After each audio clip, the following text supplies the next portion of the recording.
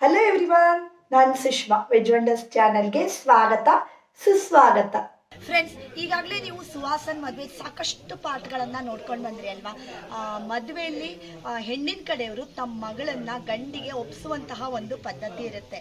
So ಅದು ಏನು, ಅದರ ಅರ್ಥ ಏನು ಹೇಳುವಂಥದ್ದನ್ನ, ಹೆಣ್ಣು ಒಪ್ಸೋ ಶಾಸ್ತ್ರ ಹೇಗಿರುತ್ತೆ ನಮ್ಮ ಹವ್ಯಕರಲ್ಲಿ ಹೇಳೋದನ್ನ ಇವತ್ತಿನ ವಿಡಿಯೋದಲ್ಲಿ ನಿಮ್ಮ ಜೊತೆ ಶೇರ್ ಮಾಡ್ತಾ ಇದ್ದೀವಿ. ಹಾಗಾದ್ರೆ ಹೇಗಿದೆ ಏನು ಹೇಳೋದನ್ನ ನೋಡ್ತಾ ಹೋಗೋಣ, ಸ್ಟಾರ್ಟ್ ಮಾಡೋಣ. ಮಾಲತಿ ಮಾಲಿಕಾನಿಭ ಮೌನಿ ಮಾನಸ ಹಂಸೋಯಂ ಮೌಢ್ಯಂ ಭರತು ಮೇ ಶಿವಃ ಗುರುಭ್ಯಶ್ಚ ಗ್ರಹೇಭ್ಯಶ್ಚ ಮಯಾ ಬದ್ಧೋಯಂ ಅಂಜಲಿಃ ಪ್ರಸನ್ನ ಮನಸಸ್ತೆ ಮೇ ಸತ್ಯಾಂ ಕುರ್ವಂತು ಭಾರತಿ ವಾಚಂ ನ ಸದತಾ ತುನೈಕ ಕಿರಣಃ ತ್ರೈಲೋಕ್ಯ ದೀಪೋ ರವಿಃ. ಮುಂಡು ತೋಟದ ಮನೆಯಂಗಳದಲ್ಲಿ ಮನವನ್ನ ಮತ್ತು ಮನೆಯನ್ನ ಬೆಳಗತಕ್ಕಂತಹ ದಂಪತಿಗಳಾಗಿ ನೆಲೆ ನಿಂತಹ ಸುಭಾಸ ಮತ್ತು ಭೂಮಿಕಾ ಇವರ ವಧುವರರ ವಿವಾಹದ ಮಹೋತ್ಸವದಲ್ಲಿ ಈ ಕನ್ಯಾ ಸಮರ್ಪಣೆಯ ಒಂದೆರಡು ಮಾತುಗಳನ್ನ ನಾನು ಆಡ್ಲಿಕ್ಕೆ ಉದ್ಯುಕ್ತನಾಗ್ತಾ ಇದ್ದೇನೆ. ಭಟ್ರೆ, ಎಲ್ಲರ ಮನೆಯಲ್ಲೂ ಸಂಜೆ ಮುಗಿದೋಗ್ತಿತ್ತು. ನಂಗ ಮದುವೆಗೆ ಶುರು ಮಾಡಿ 2 ದಿವಸ ಆತು, ಇನ್ನು ಮನೆ ಬದಿಗೆ ಎಂತ ಆತು ಹೇಳಿ ನೋಡ್ಲ ಆಜಿಲ್ಲೆ.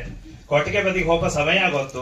ನೀವು ಬೇಗ ಮುಗಿಸ್ತೀರಿ ಹೇಳಿ ಹಿಂಗೆಲ್ಲ ಹೇಳ್ತಿರಲ್ಲೇ ತಿಳ್ಕೊಂಡು ಒಂದೆರಡು ಮಾತನ್ನ ನಾ ಆಡ್ಲಿಕ್ಕೆ ಉದ್ಯುಕ್ತನಾಗ್ತಾ ಇದ್ದೇನೆ. ನೋಡಿ, ಒಂದು ವಿವಾಹ ಅಂದ್ರೆ ಏನಪ್ಪಾ ಅಂತ ಕೇಳಿದ್ರೆ, ನೂತನ ಶಾಸ್ತ್ರವಾಗಿರ್ತಕ್ಕಂತಹ ಮನಃಶಾಸ್ತ್ರದ ಪಿತಾಮಹ ಸಿಗ್ಮಂಡ್ ಫ್ರಾಯ್ಡ್ ಎನ್ನುವಂತಹ ಒಬ್ಬ ವ್ಯಕ್ತಿ ಹೇಳ್ತಾನೆ, ವಿವಾಹ ಅಂದ್ರೆ ಏನು ಅಂತ ಕೇಳಿದಾಗ, ಪ್ರಾಯ ಪ್ರಬುದ್ಧಳಾದಂತಹ ಸ್ತ್ರೀ, ಪ್ರಾಯ ಪ್ರಬುದ್ಧನಾದಂತಹ ಪುರುಷ, ಇವರಿಬ್ಬರು ತಮ್ಮ ಕಾಮನೆಯನ್ನ ತೀರಿಸಿಕೊಳ್ಳಲಿಕ್ಕೆ ಸಮಾಜ ನೀಡತಕ್ಕಂತಹ ಒಂದು ಒಪ್ಪಿಗೆಯೇ ವಿವಾಹ ಅಂತ.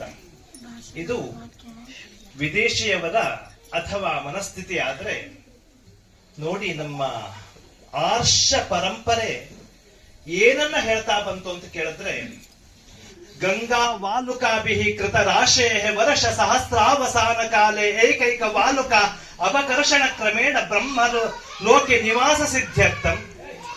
ಆ ಎಳ್ಳಿನ ರಾಶಿಯನ್ನ ಸೂರ್ಯನ ಮಂಡಲ ತನಕ ಹಾಕಿ ವರ್ಷಕ್ಕೆ ಒಂದೊಂದು ಎಳ್ಳನ್ನ ಕೆಳಗೆ ತೆಗಿತಾ ಬರ್ಲಿ ತನಕ ಬ್ರಹ್ಮಲೋಕದಲ್ಲಿ ಸುಖ ನಿವಾಸ ಸಿಗಲಿಕ್ಕೆ, ಚಂದ್ರನ ಮಂಡಲ ತನಕ ಗೋಧಿಯಲ್ಲಿ ರಾಶಿಯನ್ನ ಹಾಕಿ ಪ್ರತಿ ವರ್ಷ ಒಂದೊಂದು ಗೋಧಿ ಕಾಳನ್ನ ತೆಗಿತಾ ಬರ್ಲಿ ತನಕ ಯಾವಾಗ ಆ ಗೋಧಿ ರಾಶಿ ಖಾಲಿ ಆಗತ್ತೋ ಅಲ್ಲಿಯ ತನಕ ಬ್ರಹ್ಮ ಲೋಕದಲ್ಲಿ ನಿವಾಸ ಸಿಗಲಿಕ್ಕೆ, ಯಾವ ಭೂಮಿಯಲ್ಲಿ ಶ್ರೇಷ್ಠವಾಗಿರತಕ್ಕಂತಹ ಯಜ್ಞ ಯಾಗಗಳ ಸಮಸ್ತವಾದಂತಹ ಪುಣ್ಯ ಇದೆಯೋ ಆ ಎಲ್ಲ ಪುಣ್ಯಗಳ ತ್ರಿಗುಣೀಕೃತವಾಗಿರತಕ್ಕಂತಹ 3 ಪಟ್ಟು ಹೆಚ್ಚಾಗಿರತಕ್ಕಂತಹ ಪುಣ್ಯ ಫಲ ದೊರಕಲಿಕ್ಕಾಗಿ ನಮ್ಮ ಮನೆಯ ಮಗಳನ್ನ ನಾನು ದಾರೆಯನ್ನು ಕೊಡ್ತಾ ಇದ್ದೇನೆ. ಯಾಕೆ ಅಂತ ಕೇಳಿದ್ರೆ, ಧರ್ಮ ಪ್ರಜಾ ಸಂಪತ್ಯರ್ಥಂ ಇಮಾಂ ಕನ್ಯಾಂ ಪ್ರದಾಸ್ಯಾಮಿ. ಇದು ನಮ್ಮ ಶ್ರೇಷ್ಠವಾಗಿರತಕ್ಕಂತಹ ಪರಂಪರೆ ಅಥವಾ ಋಷಿ ಮುನಿಗಳು ಈ ಸಮಾಜಕ್ಕೆ ಹೇಳಿಕೊಟ್ಟಿರತಕ್ಕಂತಹ ವಿಷಯ ಅಂತ. ಕೇವಲ 2 ಜನರ ದೇಹ ಸೇರುವಂತದ್ದಲ್ಲ, ಆತ್ಮಗಳು ಬೆರೆಯಬೇಕು. ಮಮ ಹೃದಯ ಮಸ್ತುತೆ, ಮಮ ಚಿತ್ತೆ, ನನ್ನ ಚಿತ್ತದಲ್ಲಿ ನೀನು ಮನಸ್ಸಿನಲ್ಲಿ ಮನಸ್ಸಾಗಿ ಬಾ, ನನ್ನ ಹೃದಯದಲ್ಲಿ ನೀನು ಹೃದಯವಾಗಿ ಇರು, ನಾವಿಬ್ಬರು ಕೂಡ ಮಿತ್ರರಾಗಿರೋಣ ಹೇಳುವಂತಹ ಒಂದು ಶ್ರೇಷ್ಠವಾದಂತಹ ಪರಿಕಲ್ಪನೆಯನ್ನ ನಮಗೆ ಋಷಿ ಮುನಿಗಳು ಹಾಕಿಕೊಟ್ರು. ಕೂಡ ಮಿತ್ರರಾಗಿರೋಣ ಹೇಳುವಂತಹ ಒಂದು ಶ್ರೇಷ್ಠವಾದಂತಹ ಪರಿಕಲ್ಪನೆಯನ್ನ ನಮಗೆ ಋಷಿ ಮುನಿಗಳು ಹಾಕಿಕೊಟ್ರು. ಅದನ್ನ ಸಂಸ್ಕಾರ ಅಂತ ಹೇಳಿದ್ರು. ಬಂಧುಗಳೇ, ಸಂಸ್ಕಾರ ಅಂದ್ರೆ ಏನಪ್ಪಾ ಅಂತ ಕೇಳಿದ್ರೆ, ಯಾವುದು ಶಾಶ್ವತವಾಗಿ ಉಳಿಯತ್ತೋ, ಒಂದು ಪ್ರಕೃತಿಯಲ್ಲಿ ಹೆಚ್ಚಿನ ಕಾಲಕ್ಕೆ ಬೇಕಾಗಿರತಕ್ಕಂತಹ ವ್ಯವಸ್ಥೆಯನ್ನ ಮಾಡುವಂತದ್ದು ಅದು ಸಂಸ್ಕಾರ ಆಗತ್ತೆ. ಈ ಉಪ್ಪಿನಕಾಯಿ ಮಿಡಿಯನ್ನ ಕೊಯ್ದು ಅದಕ್ಕೆ ಬೇಕಾಗಿರತಕ್ಕಂತಹ ಉಪ್ಪು ಖಾರ ಎಲ್ಲ ಹಾಕಿದಾಗ ಅದು ಹೇಗೆ ಉಪ್ಪಿನಕಾಯಿ ಆಗಿ ನಮಗೆ ಒಂದು 2 ವರ್ಷಗಳ ಕಾಲ ಪ್ರಯೋಜನಕ್ಕೆ ಬರುತ್ತೋ, ಅದೇ ರೀತಿಯಾಗಿ ಪ್ರಪಂಚದಲ್ಲಿ ಎಲ್ಲ ವಸ್ತುಗಳು ಕೂಡ ಸಹಜವಾಗಿ 3 ಗುಣಗಳನ್ನು ಹೊಂದಿರುವಂತದ್ದು. ಒಂದು ಹಣ್ಣನ್ನ ಯಾವುದೋ ಒಂದು ಉದಾಹರಣೆಗೆ ತೆಗೆದುಕೊಳ್ಳಿ, ಅದು ಹಾಗೆ ಇದರ ಪ್ರಕೃತಿಯಾಗಿ ಸಹಜವಾಗಿ ಇರುತ್ತೆ, ಅದರಲ್ಲಿ ಯಾವ ವಿಶೇಷಗಳು ಇಲ್ಲ. ಅದೇ ಆ ಹಣ್ಣನ್ನ ಬೆಲ್ಲವನ್ನ ಹಾಕಿ ಒಂದು 4 ದಿನ ಕೊಳೆಸಿದ್ರೆ ಅದು ಮದ್ಯವಾಗಿ ಉಪಯೋಗಿಸಬಹುದು.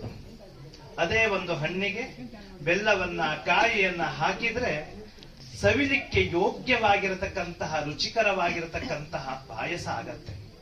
ಅದಕ್ಕಾಗಿ ನಮ್ಮ ಋಷಿಮುನಿಗಳು ಎಲ್ಲವೂ ಕೂಡ ಸಂಸ್ಕಾರದಲ್ಲಿ ಬರಲಿ ಎನ್ನುವುದಾಗಿ ಈ ಒಂದು ಸಂಸ್ಕಾರವನ್ನ, ವಿವಾಹವನ್ನ ಯಾವುದೋ ರೀತಿಯಾದಂತಹ ಆಡಂಬರವನ್ನಾಗಿ ಮಾಡಲೇ ಇಲ್ಲ. ಅದನ್ನ ಸಂಸ್ಕಾರ ಎನ್ನುವುದಾಗಿ ನೀವು ಹೀಗೆ ಬದುಕಿ ಹೇಳುವುದಾಗಿ ನಿಮ್ಮಿಬ್ಬರಿಂದಲೂ ಕೂಡ ಈ ಸಮಾಜಕ್ಕೆ ಒಂದು ಸದೃಢವಾದಂತಹ ಸಂತಾನ ಹೇಳುವಂತದ್ದು ದೊರಕಲಿ ಹೇಳುವಂತಹ ಕಾರಣಕ್ಕಾಗಿ ಸಂಸ್ಕಾರಗಳನ್ನ ನೀಡ್ತಾ ಬಂದ್ರು. ಎಲ್ಲರ ಮದುವೆಯಲ್ಲಿಯೂ ಕೂಡ ಒಂದು ಕಥೆಯನ್ನ ಹೇಳುವಂತದ್ದು ನಮ್ಮ ಶಿಷ್ಟಾಚಾರ ಅಂತ. ಬಟ್ರೆ ಎಂಗಳ ಮದುವೆಲೆಲ್ಲ ಹೇಳಿ ಕೇಳಿ ಬೇಜಾರ್ ಬಂದೋಜು ಹೇಳಿ ನೀವು ಹೇಳಬಹುದು. ಆದ್ರೆ ಭಟ್ರ ತಂಗಳ ಮದುವೆಯಲ್ಲಿ ಹೇಳಿದ್ವಿಲ್ಲ ಹೇಳಿ ಇವು ಹೇಳಲಾಗ್ದಲ್ಲಿ ಹೇಳಿ ಆ ಕಥೆಯನ್ನ ನಾನು ಹೇಳ್ತಾ ಇದ್ದೇನೆ. ಏನಪ್ಪಾ ಅಂತ ಕೇಳಿದ್ರೆ, ನಿನ್ನೆಯ ದಿನ ಮಾಲೆಯನ್ನ ಹಾಕ್ಬೇಕಾದ್ರೆ ಭೂಮಿಕಾ ಏಷ ಬ್ರಹ್ಮಾತಿ ವೃದ್ರ ತ್ರಿದಶ ಪತಿರಸೌ ಗರ್ವಿತಃ ಕ್ಷೀಯತೇಬ್ಜೋ ದಿಗ್ವಾಸ ನೀಲಕಂಠ ಎನ್ನುವಂತಹ ಶ್ಲೋಕವನ್ನ ಭಟ್ರು ಹೇಳ್ತಾ ಬಂದ್ರು. ತಂಗಿ ಮಾಲೆ ಹಾಕು ಅಂತ. ನಿಮ್ಮಿಬ್ಬರಲ್ಲಿ ಲಕ್ಷ್ಮೀನಾರಾಯಣರನ್ನ ಆಹ್ವಾನೆಯನ್ನ ಮಾಡಿರುವಂತದ್ದು. ಪ್ರಪಂಚದಲ್ಲಿ ನನ್ನನ್ನು ಸೇರಿಸಿಕೊಂಡು ಯಾರನ್ನೂ ಕೂಡ ಇವರಂತೆ ಜೀವನವನ್ನ ಮಾಡಿ, ನನ್ನಂತೆ ಜೀವನವನ್ನ ಮಾಡಿ ಅಂತ ಹೇಳಲಿಕ್ಕೆ ಬಹುಶಃ ಧೈರ್ಯ ಸಾಲ. ಹಾಗಾಗಿ ಶ್ರೇಷ್ಠವಾಗಿರತಕ್ಕಂತಹ ಲಕ್ಷ್ಮೀನಾರಾಯಣರಂತೆ ನೀವು ಆಗಿ ಎನ್ನುವಂತಹ ಕಲ್ಪನೆಯಿಂದ ನಿಮ್ಮಲ್ಲಿ ಲಕ್ಷ್ಮೀನಾರಾಯಣರ ತತ್ವವನ್ನ ಆವಾಹಿಸುವಂತದ್ದು ಅಂತ. ಏನಪ್ಪಾ ಆ ಕಥೆಯಲ್ಲಿ ಬರುವಂತದ್ದು ಅಂತ ಕೇಳಿದ್ರೆ, ಮೊದಲಿಗೆ ಸಮುದ್ರ ಮಥನವನ್ನ ಮಾಡಿ ಅಮೃತ ಬೇಕು ಎನ್ನುವುದಾಗಿ ಎಲ್ಲರ ವಿಚಾರ. ಪ್ರಾರಬ್ಧ ಕರ್ಮಕ್ಕೆ ಬಂದಿರುವಂತದ್ದು ಹಾಲಾಹಲ ವಿಷ ಅಂತ. ಅದನ್ನ ಮಹಾದೇವ ಕುಡಿದು ಮೃತ್ಯುಂಜಯನಾದ. ಹಾಕಿ ಸ್ನಾನವನ್ನು ಮಾಡಿಸ್ತಾ ತುಂಬಾ ನೆಗೆಯಾಡ್ತಾ ಸಂತೋಷದಿಂದ ಜೀವನ ಮಾಡ್ತಾ ಇದ್ರಂತೆ. ಡಿವಿಜಿ ಬರೀತಾರೆ ಏನಪ್ಪಾ ಅಂತ ಕೇಳಿದ್ರೆ, ಅಷ್ಟು ಸಂತೋಷದಿಂದ ಜೀವನವನ್ನ ಮಾಡದಂತಹ ವ್ಯಕ್ತಿಗಳನ್ನ ನಾನು ನೋಡ್ಲಿಲ್ಲ ಅಂತ. ನಿಮ್ಮಿಬ್ಬರ ಸಂತೋಷಕ್ಕೆ ಯಾವುದೋ ಒಂದು ನೆಕ್ಲೆಸ್ ಕಾರಣ ಆಗೋದು ಬೇಡ, ಒಂದು 10 ರೂಪಾಯಿ ಹೂವಿನ ಮಲ್ಲಿಗೆ ಹೂವು ಕಾರಣ ಆಗಲಿ. ಅವರು ನನಗಾಗಿ ನಾನು ಅವರಿಗಾಗಿ ಹೇಳುವಂತಹ ಒಂದು ಭಾವನೆ ಬಂದ್ರೆ ನಿಮ್ಮಿಬ್ಬರ ಜೀವನ ಹೇಳುವಂತದ್ದು ಸಾರ್ಥಕವಾಗತ್ತೆ. ನೋಡಿ, ನೀವಿಬ್ಬರು ಏನು ಮಾಡ್ಲಿ ಅಂತ ನಾನು ಏನೋ ಸಾಧನೆ ಮಾಡಿ ಮಾತನಾಡುವಂಥದ್ದಲ್ಲ, ಒಂದು ವಿಚಾರದಲ್ಲಿ ಹೇಳುವಂಥದ್ದಷ್ಟೇ. ಇಬ್ಬರು ಕೂಡ ನಾನು ದುಡಿತೇನೆ ಅಥವಾ ನಾನು ಈ ಅಂತಸ್ತಿನಲ್ಲಿದ್ದೇನೆ ಹೇಳುವಂತಹ ಅಹಂಕಾರವನ್ನು ಬಿಟ್ಟು ನನಗಾಗಿ ಇವನು ಇವಳಿಗಾಗಿ ನಾನು ಹೇಳುವಂತಹ ಒಂದು ಭಾವನೆ ಬಂದ್ರೆ ಅದು ಸಾರ್ಥಕ್ಯದ ಬದುಕಾಗತ್ತೆ. ಎಲ್ಲವನ್ನ ಹೇಳಿದಂತಹ ಶಂಕರಾದಿ ಮಹಾ ಆಚಾರ್ಯರು ಧನ್ಯೋ ಗೃಹಸ್ಥಾಶ್ರಮ ಅಂತ ಹೇಳಿದ್ರು. ಬಟ್ರೆ ಯಾವತ್ತೂ ಹಂಗೆಯ, ಬೇರೆಯವಕ್ಕೆ ಅವ್ರವ್ರ ಬದುಕಿಗಿಂತ ಮಂದಿಯವ್ರ ಬದುಕೇ ಚೆನ್ನಾಗಿ ಕಾಣಿಸ್ತು ಅಂತ. ಈಗ ನೋಡಿ, ನಮ್ಮ ಮನೆಯ ಮಕ್ಕಳು ಓದ್ಲಿಲ್ಲ ಅಂತ ಹೇಳಿದಾಗ ನಾವು ಇಷ್ಟೆಲ್ಲ ತಂದ್ಕೊಡ್ತೇವೆ, ಟ್ಯೂಷನ್ ಹಾಕ್ತೇವೆ, ಆ ಪುಸ್ತಕ ತಂದ್ಕೊಡ್ತೇವೆ, ಇದಕ್ಕೆಲ್ಲ ಮಾಡಿಸ್ತೇವೆ, ಆದ್ರೂ ಓದೋದಿಲ್ಲ. ಆ ಮಕ್ಕಳಿಗೆ ನಮ್ಮ ಅಪ್ಪ ಅಮ್ಮನಾಗೆ ಬ್ಯಾಗ್ ಹಾಕೊಂಡು ಆಫೀಸಿಗೆ ಹೋದ್ರೆ ಎಷ್ಟು ಒಳ್ಳೆ ಖುಷಿ. ಪ್ರತಿನಿತ್ಯ ಹೋದಾಗ ಆ ಮಾಸ್ತರ್ ಹೇಳಿದ್ ಬರೆಯುವಂತದ್ದಿಲ್ಲ, ಅದ್ರ ಹೋಮ್ವರ್ಕ್ ಮಾಡ್ಬೇಕು, ಎಷ್ಟು ಕಷ್ಟ ಕೊಡ್ತಾರೆ ಅಂತ. ಅವರವರ ಜೀವನಕ್ಕಿಂತ ಮಂದಿಯವರ ಜೀವನವೇ ಚೆನ್ನಾಗಿ ಕಾಣಿಸಬಹುದು. ಆದ್ರೆ ವ್ಯಾಸ ಮಹರ್ಷಿ ಒಂದು ಮಾತನ್ನು ಹೇಳ್ತಾರೆ. ಏನಪ್ಪಾ ಅಂತ ಕೇಳಿದ್ರೆ, ಪ್ರಾಪ್ಯ ಗೃಹಸ್ಥ ಧರ್ಮಾನ್ ಮಾನ್ ಪಿತೃಲೋ ಋಣಾತ್ ಮೋಚಯ ಅಂತ. ಯಾರಿಗೆ ಹೇಳುವಂತದ್ದು ಅಂತ ಕೇಳಿದ್ರೆ, ತನ್ನ ಮಗನಾಗಿರತಕ್ಕಂತಹ ಶುಕ ಮಹಾರಾಜನಿಗೆ ಹೇಳುವಂತದ್ದು. ಶುಕ ತಾಯಿಯ ಗರ್ಭದಲ್ಲಿ ಜನಿಸಿದಂತಹ ವ್ಯಕ್ತಿ ಅಲ್ಲ, ಅವನು ವ್ಯಾಸರ ಶಕ್ತಿಯಿಂದ ಧರಿಸಿ ಹುಟ್ಟಿರುವಂತವನು. ವೈರಾಗ್ಯ ಮೂರ್ತಿ ಹೇಗೆ ಅವತಾರ ತರಿಸಿದರೆ ಯಾವ ರೀತಿಯಾಗಿ ಇರಬಹುದಿತ್ತೋ ಅಂತಹ ಶುಕ ಮಹರ್ಷಿ ಬೃಹಸ್ಪತಿಯಲ್ಲಿ ವಿದ್ಯಾಭ್ಯಾಸವನ್ನು ಮಾಡಿ ಏನನ್ನು ಮಾಡಬೇಕು ಆ ಬೃಹಸ್ಪತಿಯು ಕೂಡ ಸಂಸಾರದಲ್ಲಿ ಬಿದ್ದು ತೊಳಲಾಗ್ತಾ ಇದ್ದಾನೆ. ತಂದೆ ನನಗೆ ಜ್ಞಾನವನ್ನ ಉಪದೇಶಿಸು ಅಂತ ವ್ಯಾಸರಲ್ಲಿ ಬಂದಾಗ ವ್ಯಾಸರ ಹೇಳ್ತಕ್ಕಂತಹ ಮಾತು, ನೀನು ಗೃಹಸ್ಥನಾಗು. ನೋಡಿ ಎಷ್ಟು ಗೃಹಸ್ಥ ಧರ್ಮದ ಶ್ರೇಷ್ಠತೆ ಇರಬಹುದು ಅಂತ. ನೀವು ಯಾವುದೋ ಒಂದು ಯಜ್ಞವನ್ನ ಮಾಡಿ ಅಥವಾ ಯಾಗವನ್ನ ಮಾಡಿ ಅಂತ ನಾವು ಹೇಳುವಂತದ್ದನ್ನ, ಇಬ್ಬರು ಕೂಡ ಒಂದಾಗಿ ಅನ್ಯೋನ್ಯರಾಗಿ ಅವರಿಗಾಗಿ ನೀನು ನಿನಗಾಗಿ ಅವರು ಬದುಕಲಿ ಹೇಳುವಂತಂತೆ ಇಲ್ಲಿ ಸೇರಿರತಕ್ಕಂತಹ ಎಲ್ಲರ ಒಂದು ಸದುದ್ದೇಶ ಅಂತ. ಕನ್ಯಾ ವರಯತೆ ರೂಪಂ ಹೇಳುವಂತದ್ದು ಒಂದು ವಾಕ್ಯ. ಸ್ತ್ರೀ ಸಹಜವಾಗಿ ವರನಲ್ಲಿರತಕ್ಕಂತಹ ಸೌಂದರ್ಯವನ್ನ ಬಯಸ್ತಾಳಂತೆ. ಮಾತಾ ವಿತ್ತಂ ಪಿತಾ ಶ್ರುತಂ ಬಾಂಧವ ಕುಲವಿಚ್ಛಂತಿ. ಮಾಡಿರತಕ್ಕಂತಹ ಕೇಸರಿ ಬಾತು, ಚಂಪಾಕಲಿ ಇತ್ಯಾದಿಗಳನ್ನ ನಿಷ್ಠಾನಂ ಇತರೇ ಜನಾಹ ಅಂತ, ಮತ್ತೆಲ್ಲರೂ ಯಾರು ಬಯಸ್ತಾರೋ ಅವರೆಲ್ಲ ಹೋಗಿ ಆಯ್ತು.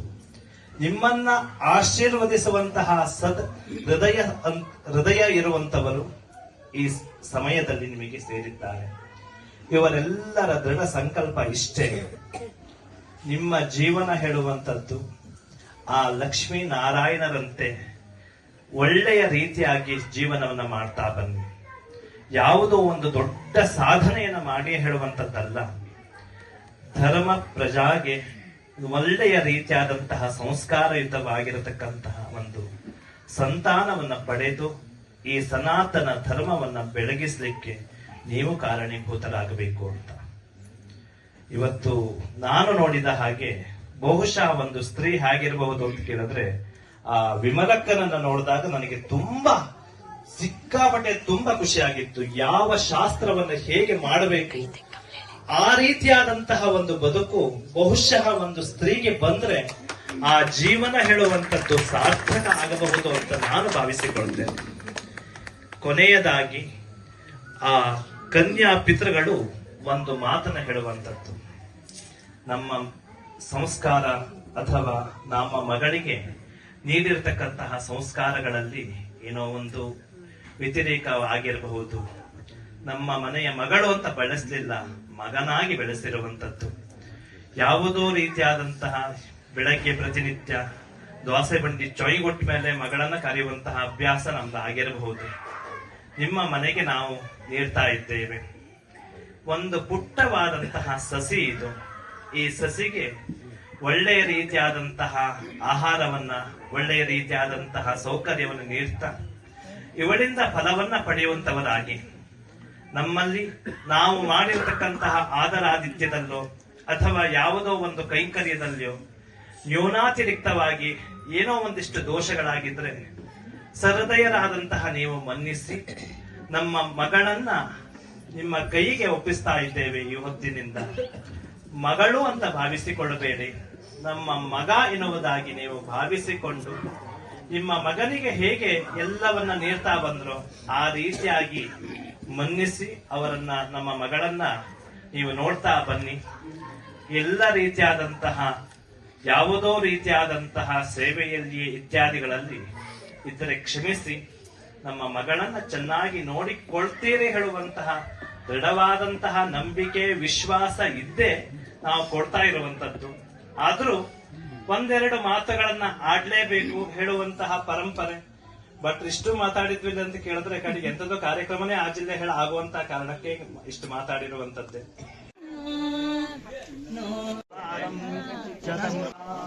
ಶತಮಿಂದ್ರಾಜ್ಞೆ ಸವಿತಾ ಬೃಹಸ್ಪತಿಶ್ಚತಾಯುಷಾ ಹವಿಷೇವಂ ಪುನರ್ದೋ ಆಹಾಸತ್ವಾ ಪುನರಾಗಾತ್ಮತನ್ನವ ಸರ್ವಾಂಗ ಸರ್ವಂತೆ ಚಕ್ಷುಃ ಸರ್ವಮಾಯಶ್ಚ ತೇವಿದಂ ಸರ್ವಸ್ಯಾಪ್ತೇ ಸರ್ವಸ್ಥಿತಿಗೆ ಸರ್ವಮೇವ ತೇನಾಪ್ನೋತಿ ಸರ್ವಂ ಜಯತಿ. ಬನ್ನಿ, ನೀವು ಬನ್ನಿ. ಮತ್ತೆ ನೋಡಿ ಲಾಸ್ಟ್ ಅಲ್ಲಿ ಗುರು ಹಿರಿಯರ ಆಶೀರ್ವಾದದ ಜೊತೆಗೆ ಮಗಳನ್ನ ಅವರಿಗೆ ಗಂಡಿನವರಿಗೆ ಒಪ್ಸಿ ಆಮೇಲೆ ಮಂತ್ರಾಕ್ಷತೆ ಎಲ್ಲ ಕಾರ್ಯಕ್ರಮಗಳಿರ್ತವೆ. ಸೊ ಇದನ್ನೆಲ್ಲ ಮುಗಿಸ್ಕೊಂಡು ಹೆಣ್ಣು ಒಪ್ಸುವಂತಹ ಶಾಸ್ತ್ರ ಮುಗಿಯುತ್ತೆ. ಹಾಗೆ ಈಗಾಗಲೇ ನಾನು ನನ್ನ ತಮ್ಮನ ಮದುವೆ ಸಾಕಷ್ಟು ವಿಡಿಯೋಗಳನ್ನ ಪೋಸ್ಟ್ ಮಾಡಿದ್ದೀನಿ ಫ್ರೆಂಡ್ಸ್. ನೀವೇನಾದ್ರೂ ಫಸ್ಟ್ ಟೈಮ್ ನನ್ನ ಚಾನಲ್ನ ನೋಡ್ತಾ ಇದ್ರಿ ಅಥವಾ ಸಬ್ಸ್ಕ್ರೈಬ್ ಮಾಡ್ಕೊಂಡಿಲ್ಲ ಅಂತ ಆದ್ರೆ ಸಬ್ಸ್ಕ್ರೈಬ್ ಮಾಡ್ಕೊಳ್ಳಿ. ಓಕೆನಾ? ವಿಡಿಯೋ ಇಷ್ಟ ಅಂದ್ರೆ ಲೈಕ್ ಮಾಡಿ, ಶೇರ್ ಮಾಡಿ ಮತ್ತೆ ಸಬ್ಸ್ಕ್ರೈಬ್ ಮಾಡಿ. Thank you for watching.